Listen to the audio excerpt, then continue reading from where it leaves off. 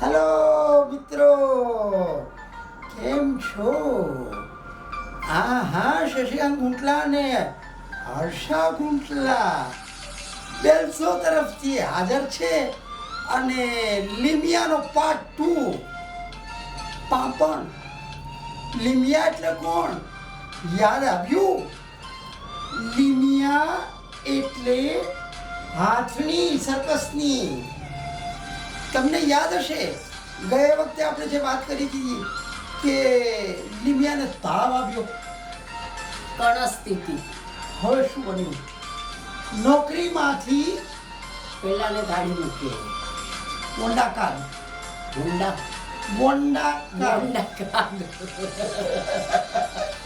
Honda car તમે હસી લેવો છો, હોન્ડા સંભળાય છે. પણ અહીંયા તો ઇમોશનલ સ્ટોરી છે. જી જી જી જી. તો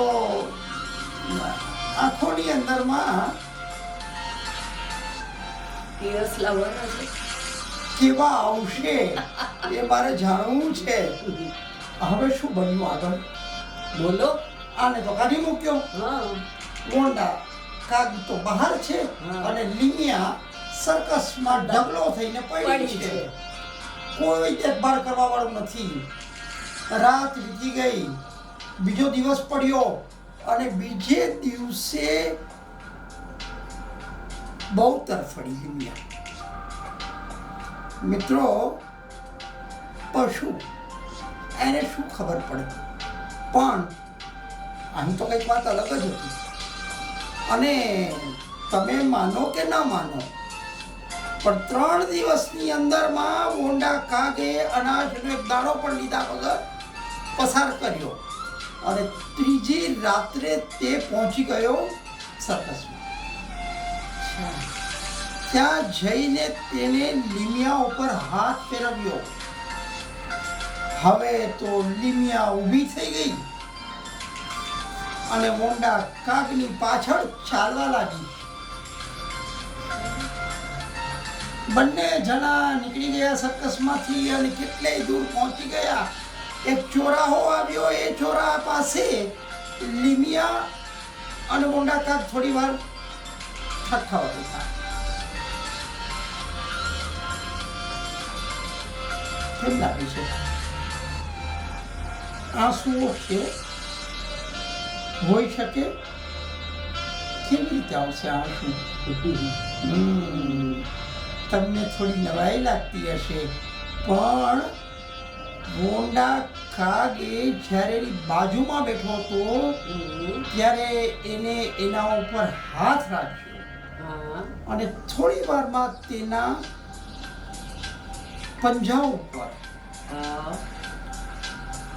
ગરમ ગરમ પ્રવાહી ટચ કર્યું. લીમિયાના પાંપણમાં આંસુઓ ધોધમાર વહી રહ્યા હતા. તમે સમજી શકો છો કે પશુ અને ઇમોશનલ વોંડા કાગ એ બે વચ્ચે કેવું બોન્ડ બની ગયું હશે. સમજી શકું છું.